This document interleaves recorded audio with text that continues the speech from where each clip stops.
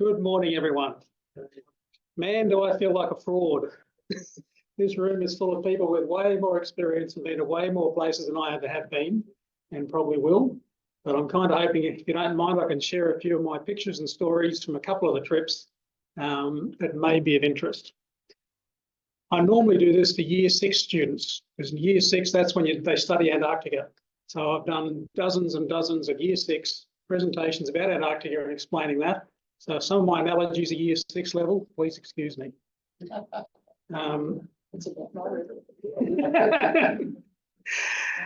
I just want to cover 3 short trips. One was in 1983 and 84 at Antarctica, then 2 trips, one to the geographic pole, one to the magnetic pole, the North Poles, I should say.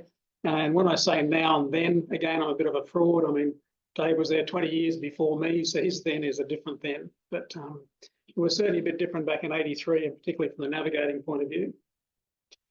Antarctica, I'm sure everybody knows it's down the bottom. It's surprising how many people don't. It's surprising how many people don't know it's actually a continent. It's all rock. It's covered in an average thickness of 2.5 kilometres of ice, about 4 kilometres thick in the middle. And as I do say to the Year 6 kids, it's like an ice cream cone. Snow falls in the middle, slowly runs out to the edge, breaks off as icebergs, melts in the water, and then evaporates, comes back as snow. So one of the things I was doing in Antarctica in 83 was I was a glaciologist and part of a 10-year study with the Russians, the French and the Japanese, trying to work out whether our piece of Antarctica was getting bigger or smaller. It's called a mass balance study. And so a lot of the measurements we were doing was very simple, but that's what we were trying to do. Again, I think most people know that in winter, the sea freezes around. So you get a couple of 100 kilometres, up to 500 kilometres of sea ice around, which basically means boats can't come in. So in the old days, when you went down in a boat, you were basically there for the year and waited till the ice melted. There's a different map of Antarctica, so my little pointer here. So Casey Base is where I was at. Mawson up there is where Dave was at. So the project I was involved in was running traverse lines. Won't go too far.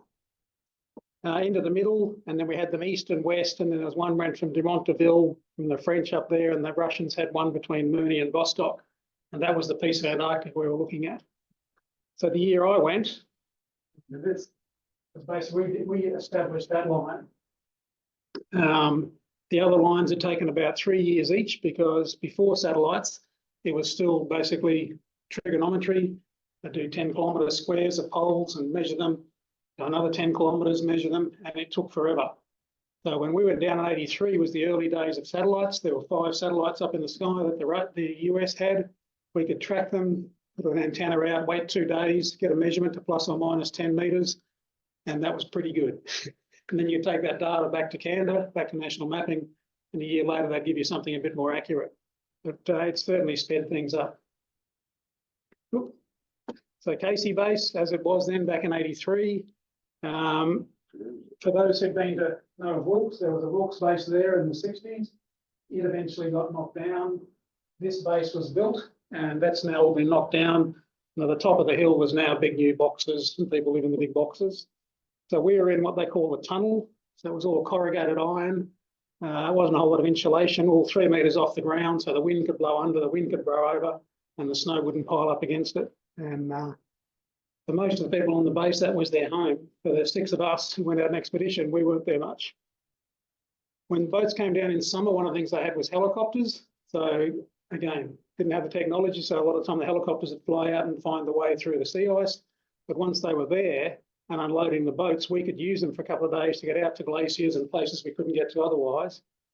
And that tent in there has the satellite receiver, a JMR is the brand.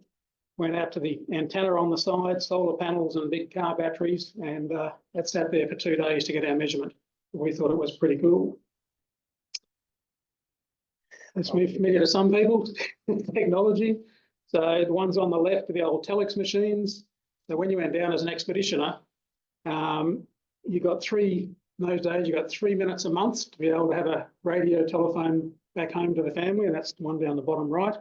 Otherwise, you could send a telex, and that was all with little code books. They had 5 QWXP meant, I love you and I'm missing you, or the little code books, and you get all these messages.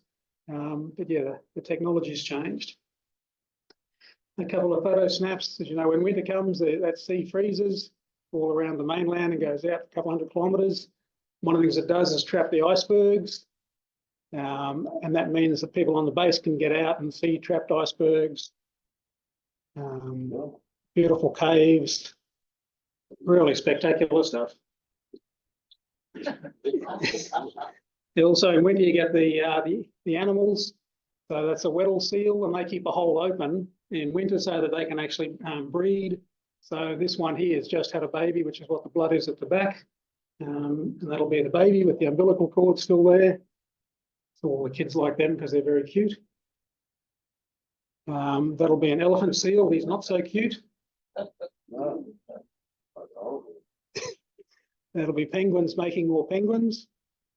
And they most of the bases are on rock, and therefore where the rock is where the penguins tend to have their breeding colonies as well. So they were pretty funny to watch. That's the different ones. That's the emperor penguins who breed on the snow, the sea ice. We've all seen the movies about them.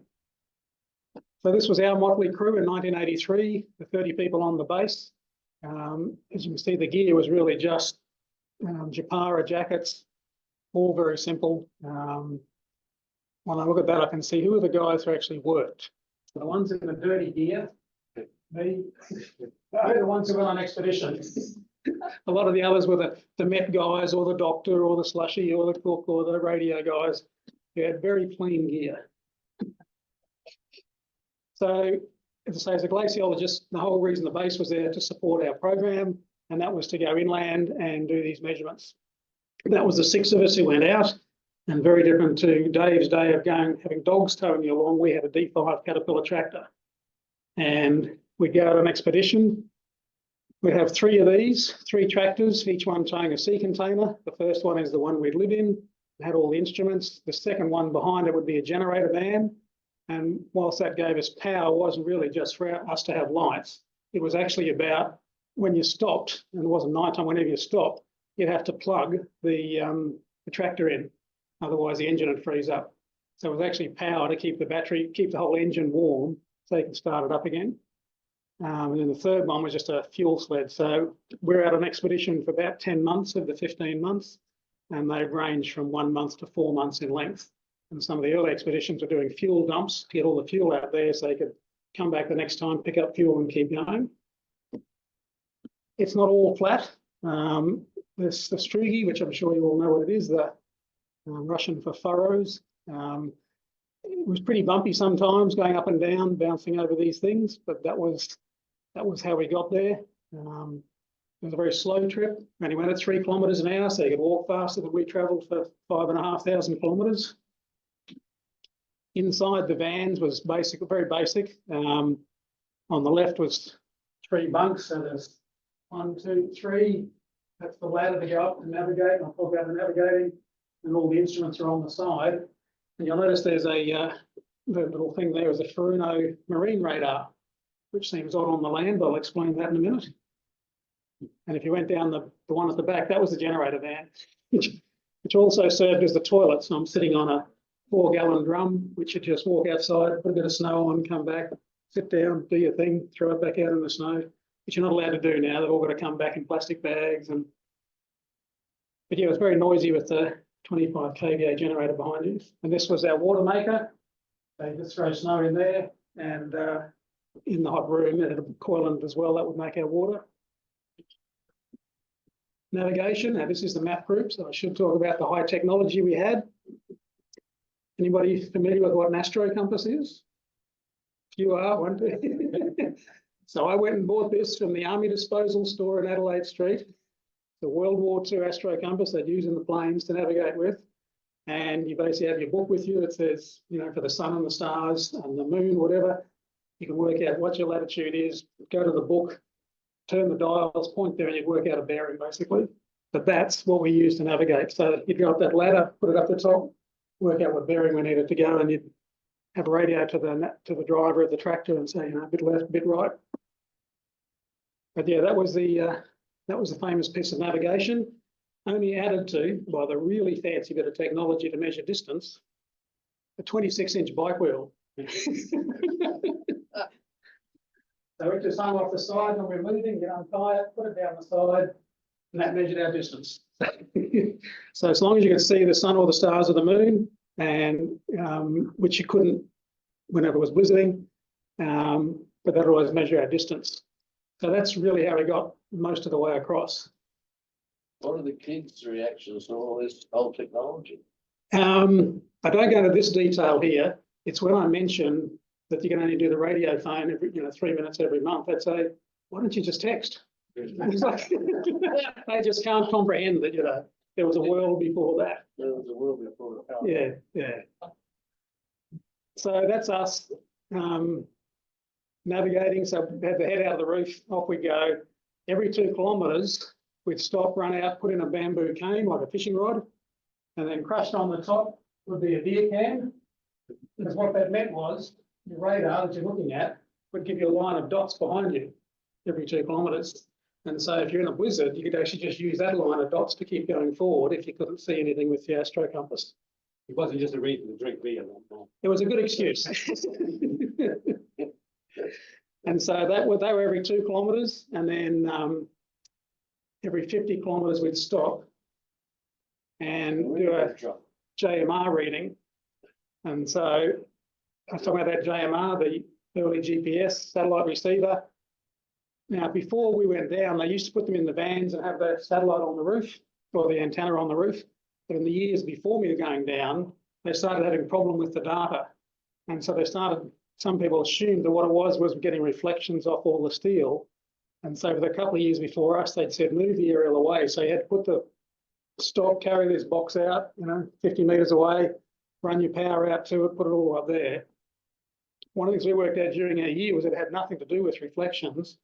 It was actually just the ionosphere, the 11-year cycle. But that's what was causing the data problems. And so we just put it back on the roof and it was all fine. And then every 50k, as well as the poles, we put in one of these big, weld together the 44s, stand that up, and that really helped with the navigation as well. As I said, you could walk faster than what we were driving, and some days are spectacular. You had the sun dogs, the moon dogs, we had all the pillars, all the things you can see, of course, in winter, all the auroras. But it did, where we were, because we'd gone in, we're up about 3,000 metres and running up parallel to the coast. We're in the katabatic winds, so just winds that blow downhill. So we're almost always blowing snow.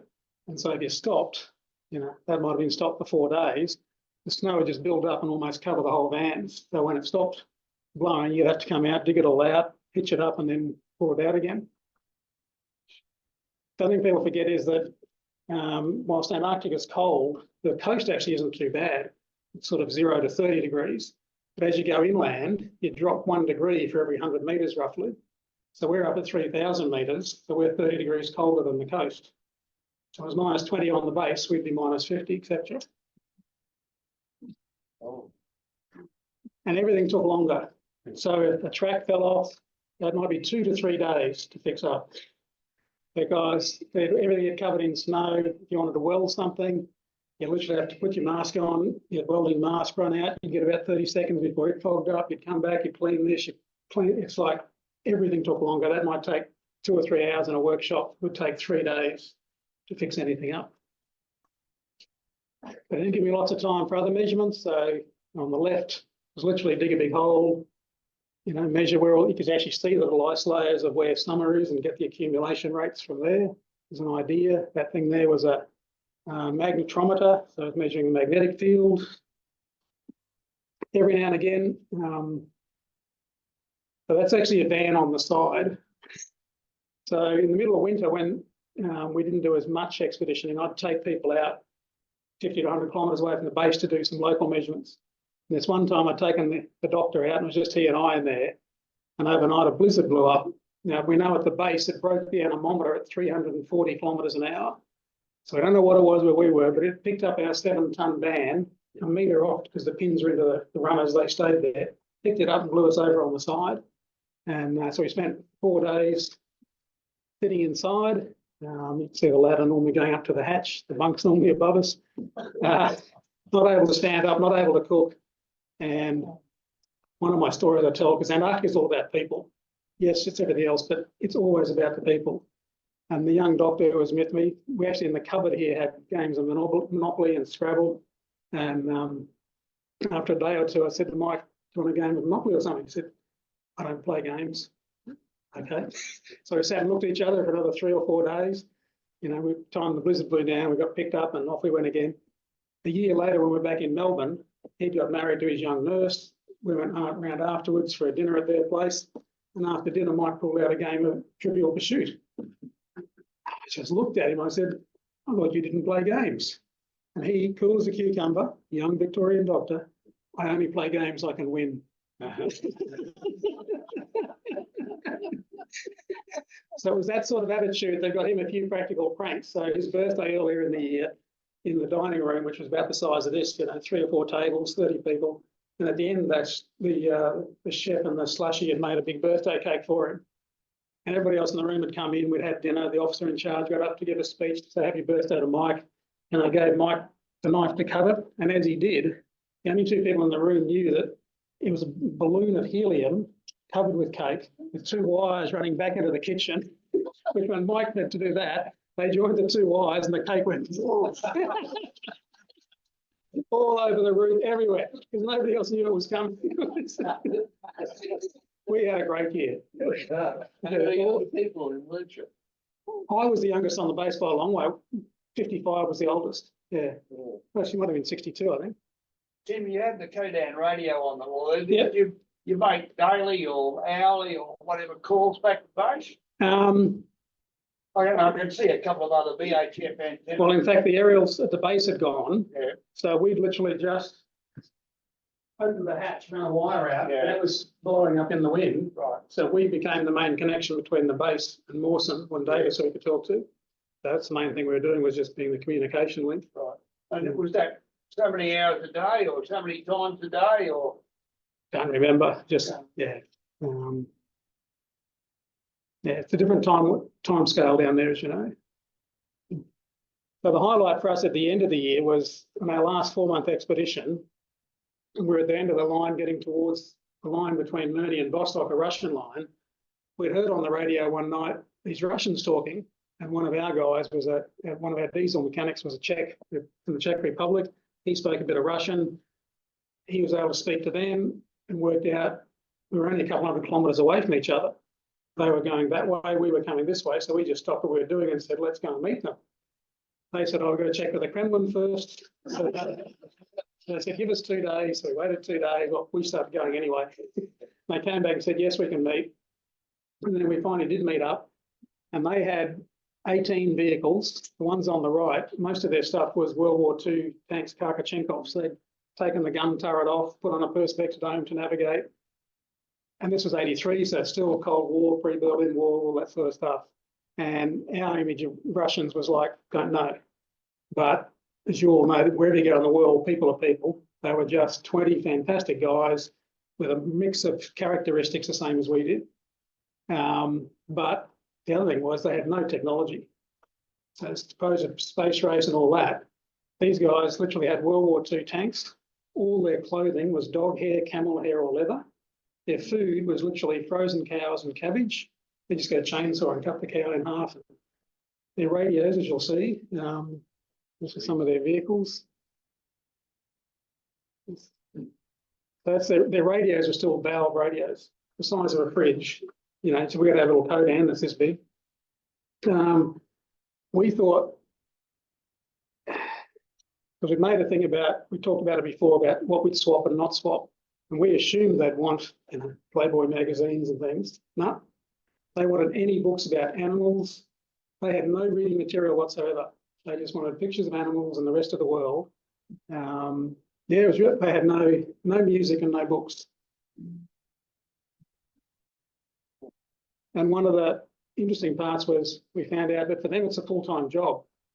So they go down there for a year, sail home, have 5 months off, get on a boat, come back down again. When you sail home, you take your clothes off, you give it to the next guy.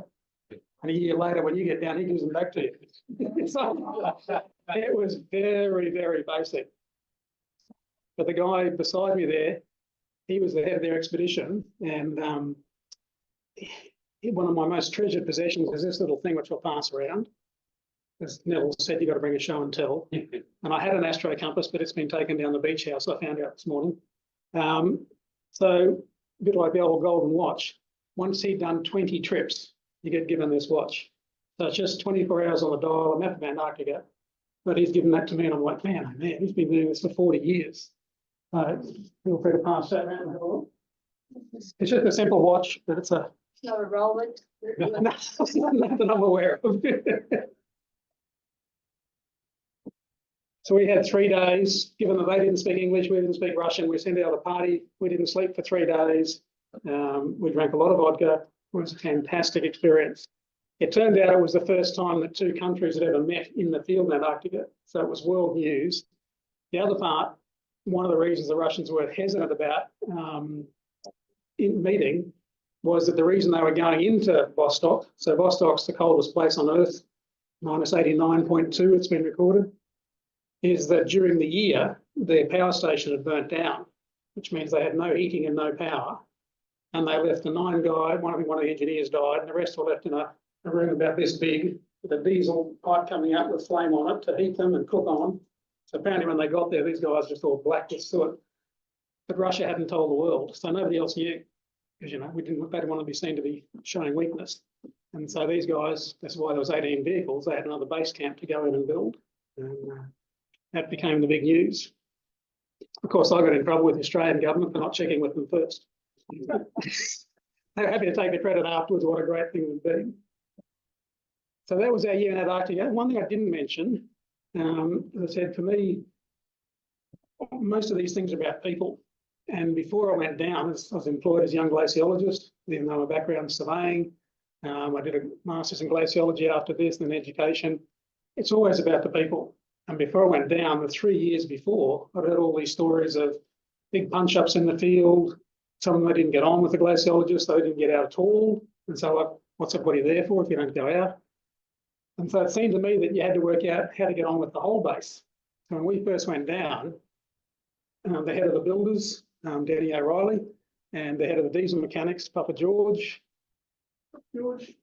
Czech Republic, the 3 of us got together and said, look, we're sort of running the show, even though there's an officer in charge, let's work together.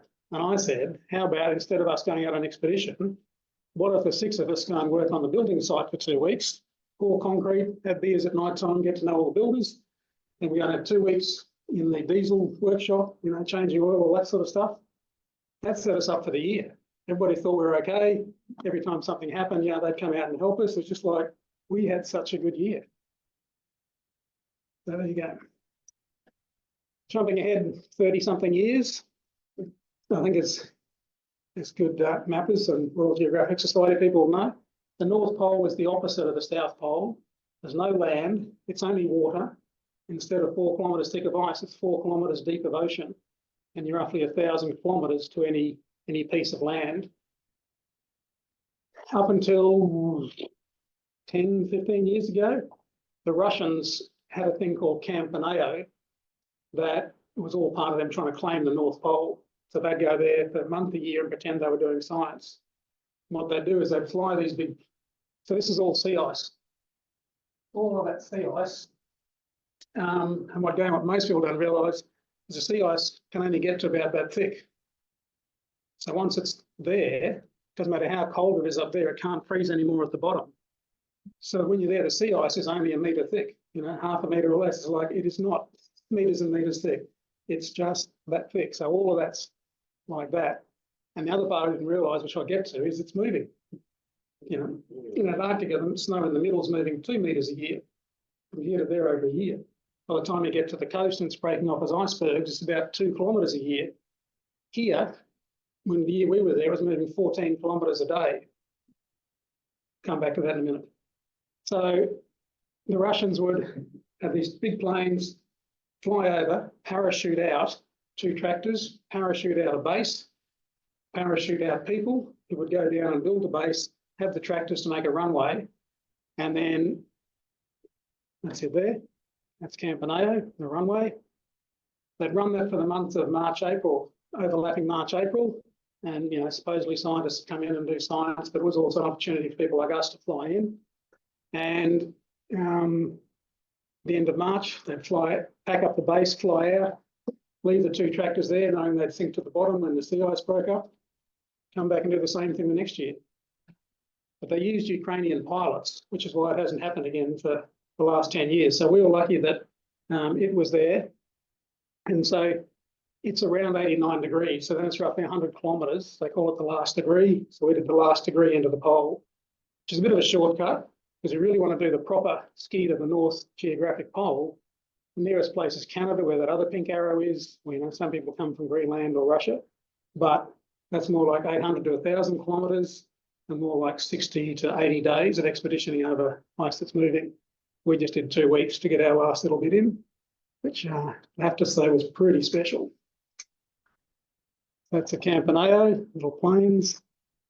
Looks all very smart, but the usual thing with Russians is when I was in Antarctica, Russian helicopters, they'd be sitting down the back with a 44-gallon of drum of fuel just pumping away to keep the engine going, smoking away the whole time. These guys are smoking away at the front, but generally kept away from the fuel. Safety's not a big thing in Russia. So navigating up here was very different. It's flat, it was moving. We had little GPS navigators, as everybody does these days, and really you're just heading till you get 0, 0, 0. But as I said, our reality was all of this is moving. And so when you fly over it, it's frozen ocean, but it's moving with the tides and the winds and the currents. And so sometimes it pulls apart and you get what they call leads. So that's just water, that's the thickness of your ice. And other times it'll push together like that and it'll be sort of as high as the roof. You've got to scramble over that with your sled and get down the other way.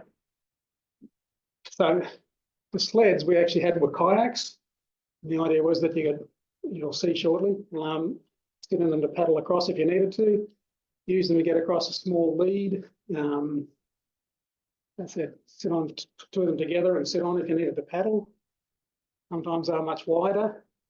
And this was about 30 seconds before Don managed to drop the shovel. He was paddling with the shovel.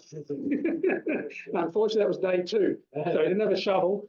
And after that, we had to use a ski, which is a bit harder to navigate with. But, so they'd have a string out, he'd get across, pull it back, and the next person to go across. Sometimes you try and go left and say, well, we get to the end of the lead, but you can go for 3 or 4 days and still not get to the end of it. You don't know, because you can only see as far as you can see. But it was just an amazing, to me, that's one of the places where I felt the world is alive. It was moving, 14 kilometres a day. So if we stopped to have lunch. Can you feel the sensation? Yep. You can hear it. Feels like you're on something. You can't feel it moving. Well, not most of these ones you could because they literally were. But you can hear it cracking and groaning all the time. And so when you pitch to tent, you're like, not a crack coming up. But it means that, because our year was moving 14 kilometres away from the pole. So if we stopped for lunch, you'd lose a kilometre. You've got to keep going. You put your tent up to sleep, you'd lose 6 kilometres. So it was just constant, don't sleep too much, keep going, because that's literally what it was. Now stopping to navigate to work out the direction. Generally, when you're navigating that way, you'll use your GPS to work out a direction. And then after that, because even here, there's no point in having marks to aim for because they move so much. So generally using your shadow, if there was a shadow line, and we did have 24-hour sunlight, and just trying to navigate with your shadow, stop every hour, redirect, look at your shadow again and keep going square to your shadow, whatever it was. There's our little tent for 4 of us. That's just sort of trailing in and out. And when you get to the little thing that says 0, 0, 0, you know you're there. Take a picture because now you're not. It's like, that's pretty much what it was. It was fantastic to get there. We're only one of 2 groups that year to actually make it. Most groups don't. So. And one other question. Yes, sir. What month is this? March or April. Yeah. Actually, no, it's we have a lunch every year. The 14th of April, we got there. Yeah. There were 3 guys, one on your left there, is chair of one of the charities I'm involved in, and he'd recently been divorced, sold his business, wanted to do something, and thought skiing to the pole would be a good idea. He'd run, when you Google, there's a guy called Eric Phillips in Tasmania who takes trips. I knew Eric quite well. And Don said to him, you got any recommendations? He said, oh, do you know Tim? He said, oh, yeah. So Don came to me and said, oh, do I want to come too? I thought, yeah, I'd love to. And then John's actually my solicitor. So we were just talking one lunch. He said, oh, can I come too? And I'd been involved with another charity about bipolar disorder. And so this became a great excuse to raise about $150,000 for research in bipolar to go up there. But yeah, that was a great trip, just so memorable. And then next morning we're 10 kilometres away from the pole, but they found us in the helicopter and took us home. So just a reminder, everybody knows the Geographic Society. Geographic poles are the ones we spin around. Magnetic poles is where your compass points to. Everybody knows that. Everybody knows why. Yep. And when Mawson first went to the magnetic pole in 1909, that's where it was. Now we're in the ocean, so it's been harder to get to. To the South Pole. But when you get to the North Pole, it's been moving around a heap. So it was back here, 15, 16. It's actually almost back near the geographic pole up there. And in 2019 was the 50th year of Outward Bound Canada. And I've been involved with Outward Bound for Australian International for about 50 years. And they had an expedition to raise some funds. And they're happy for me to come along and raise funds for Outward Bound Australia. So it's interesting. The other trip was so eventful and adventurous. This one was very different because they decided from a safety point of view not to be in the open sea ice. So we went down here basically where the year that they set up 50 years ago and went 20 some islands here. It was all on sea ice, but it didn't move. It was all trapped between the islands. So it was a lovely, beautiful trip, but very, very different. And the navigating was different. You could basically use your GPS, running for that island. It's not moving, trudge off to the island. So that's where we are relative in Canada. Long way to get there, lots of little planes up to all the Resolute and places. And then finally dropped off with our Twin Otter at King Charles Island. That was about an 8-day expedition in there. Just was the bigger planes getting around, spectacular country. Reminder that it's the area of polar bears. On our previous trip, I was the tail end all the time, so I was the gun holder. Had the gun with me. Yeah. He looks very frank. Licking his lips. So they dropped us off on the island. Came back and got a second group, and had the tents up by then. And then it was really 8 days of sledding. As I said, it doesn't move. You're just on sea ice. It was cold. Spectacular. It was beautiful. It was different because we had a dog this time. That's the polar bear alarm system. So basically at night time, he'd be barking outside if there was a bear nearby. That's why they brought the dog along. That's all the little mouth. These ones? Yeah, the little mouth. All right. That's just snow blowing up. So something will have, the snow will hit that and it'll just keep building up around it. A bit like it used to with our sea containers. It hit something. Yeah. Not here. We did in Svalbard because we've stopped in Svalbard for 4 days to do some training on that first trip. When you cross the islands, obviously different terrain. There's the polar bear alarm system doing his job. Warm and cozy inside the tents. It's a very spectacular country we skied through. And then that's basically where Outward Bound Canada decided the North Pole was. Magnetic pole was in 1969 or something, so we stopped and did a photo.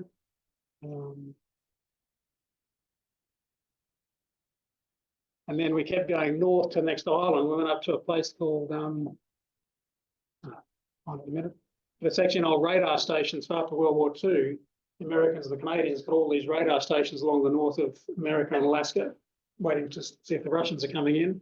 And then they were abandoned, must have been in the 90s or 80s, I think. We'd skied into there and that's where I got picked up from. Isaacson, that's it. But literally the whole base and the time I'm standing on other buildings was just completely abandoned. There was still food on the tables, there's still all the furniture. Didn't take anything, they just left the whole lot there. And that's the 3 trips. So, open to any questions. The only question, I'll pass the mic around to everyone, I'll hear the question. Could you see the aurora during spring and autumn? It's only when it's dark. It's there all the time. So it's literally just where the ionosphere comes, in at the poles. So you didn't have enough darkness there. No. So this trip, no, didn't see any northern lights in Antarctica. It's dark. What is it for? Well, transitions, but whatever it is in the middle of the year, it's completely dark, and so you'd see them almost every night, as long as the weather was good. Okay. Could you hear them? No, You couldn't hear. you never hear them, Dave? Didn't hear an aurora? No. No. They're way up in the sky. Yeah, yeah. The static on the radio, absolutely. That's what caused the radio interference. Is all the ions which are causing all the lights. Yeah. Tim, when you said the sea ice was like that big, Yeah. I noticed it was that big above the water. Does that mean it was 10 times that? No, it's big? just sitting on top of the water. It's all just sitting on top of the water. So it's freezing from the bottom and sort of pushing up. There was the slab, what, 10 meters thick or 1 meter? 1 meter. It won't go more than 1 meter. It's just sitting on the water. Yeah, let me just go back to. Got it. The water doesn't float like normal ice, but That's it. That's how thick it is. That piece is 1/2 meter thick. but surely it's Sea ice is full of interstices and so on, compared with the solid ice, Yeah. icebergs, which is freshwater ice. Yeah, yeah. Thank you. I'll get us more experience in the room than me.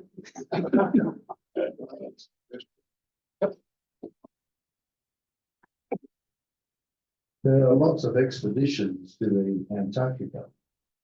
People flying in. My son has flown out of Erebus. Mhm. Now, never Erebus. Anyway, are there any expeditions to the North Pole? You can fly into the pole, and people will just fly in, get out, take their picture. When the sea ice is there, I gather that's I know a lot of wealthy Russians have done that. This was there's Eric, there's some Norwegians, maybe one other country were doing things like we were, but only 1 or 2 groups a year were making it in. Now there's a sea ice would break up or something had happened, they couldn't get in. Whereas these are much hardier expeditions than, the boat trip down the coast in the peninsula of Antarctica or the flying over.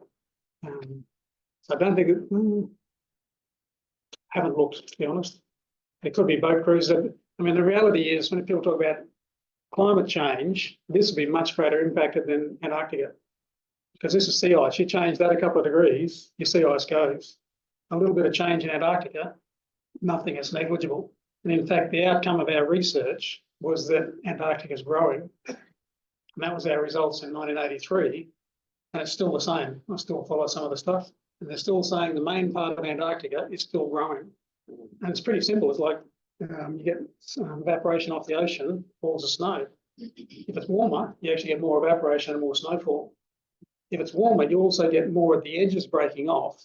But given the size of Antarctica, on the mass balance, there's more coming in than there is going out. And that's still the case. If it wasn't, we'd be in big trouble. Where they're saying 60 metres, the ocean would rise in Antarctica melting.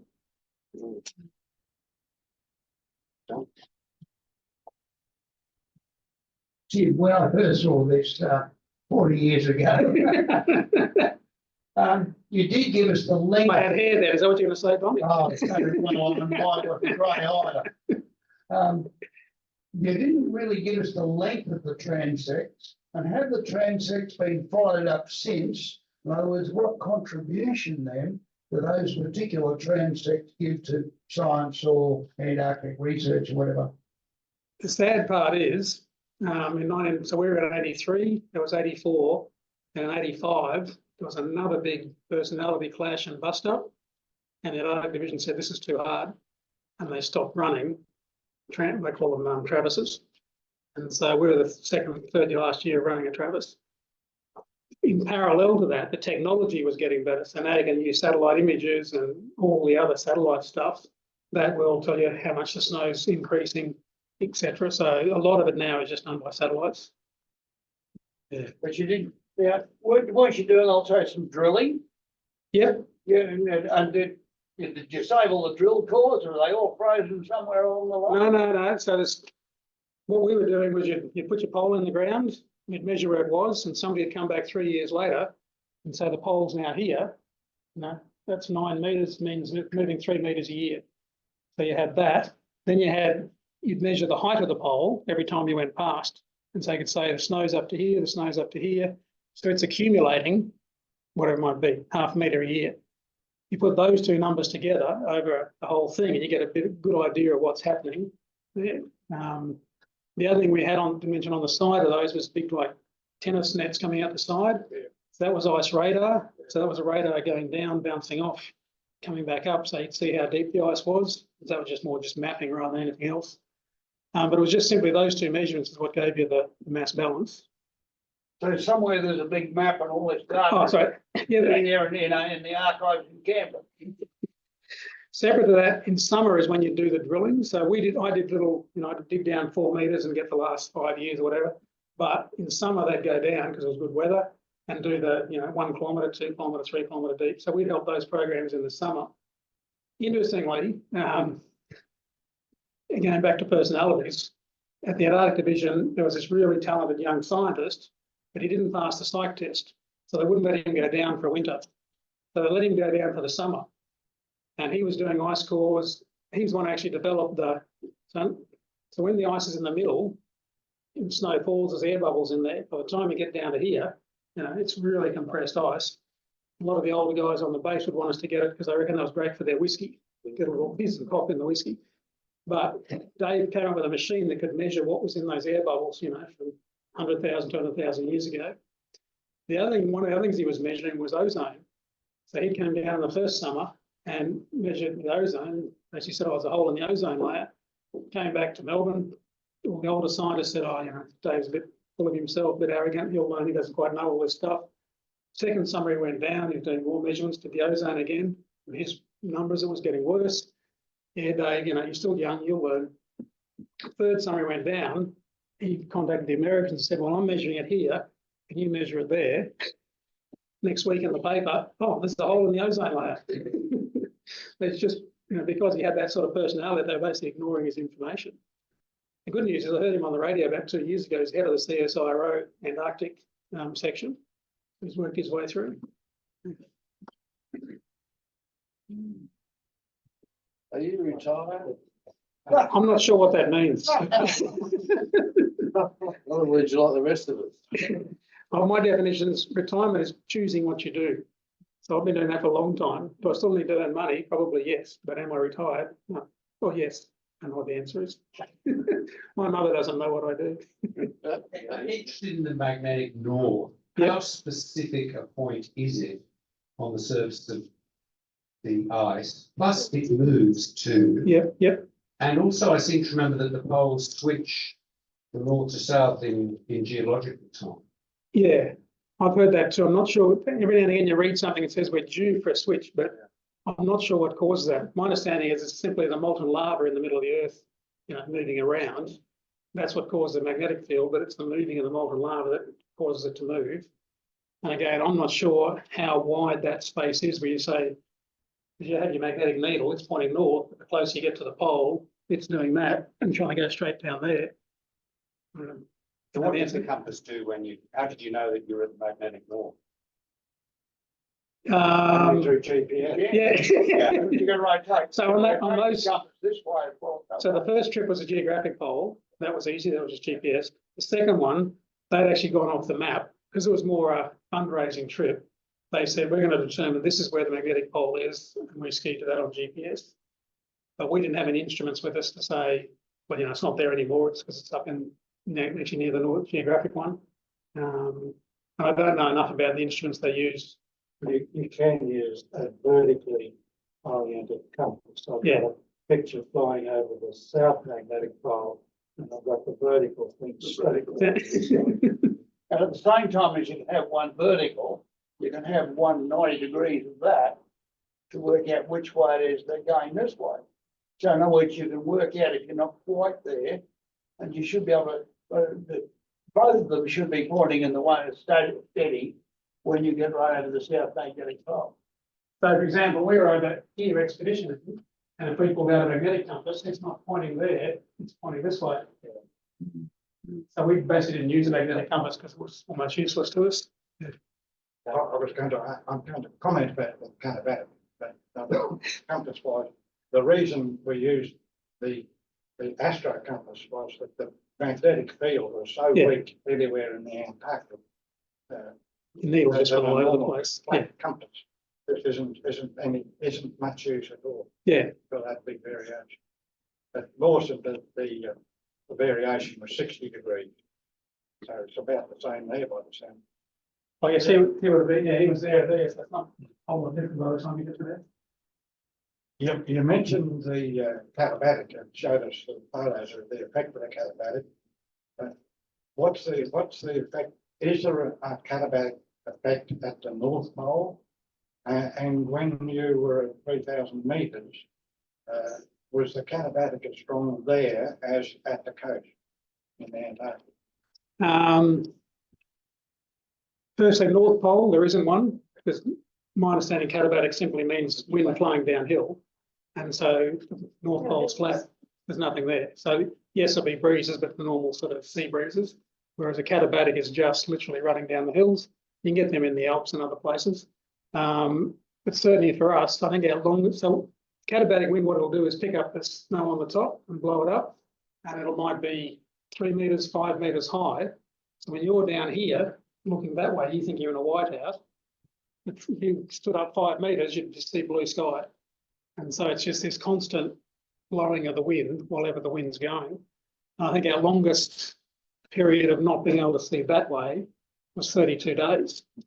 So it was pretty strong and pretty constant. There weren't many days that there wasn't a wind. Yeah.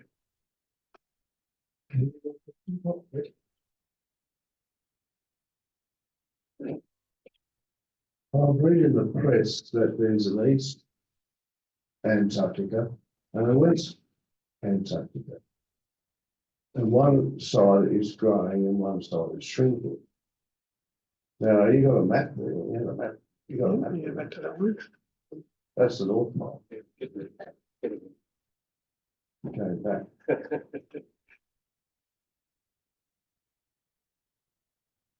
Back to year 6 photos.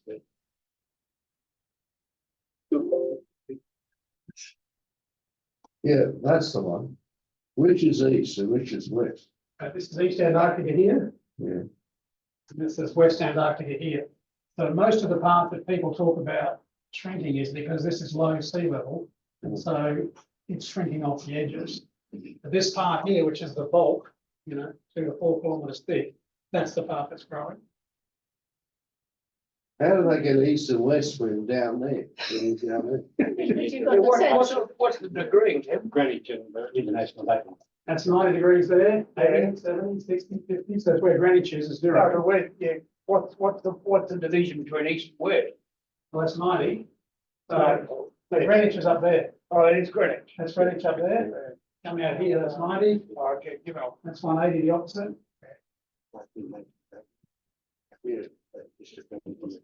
The other thing, just while you're on that, is east and west, is because we were going this way, we were crossing time zones all the time. So every couple of days you'd be in a different time zone. So basically with the weather, we just worked on GMT. When the weather was good, you travel. When it wasn't, you'd stop.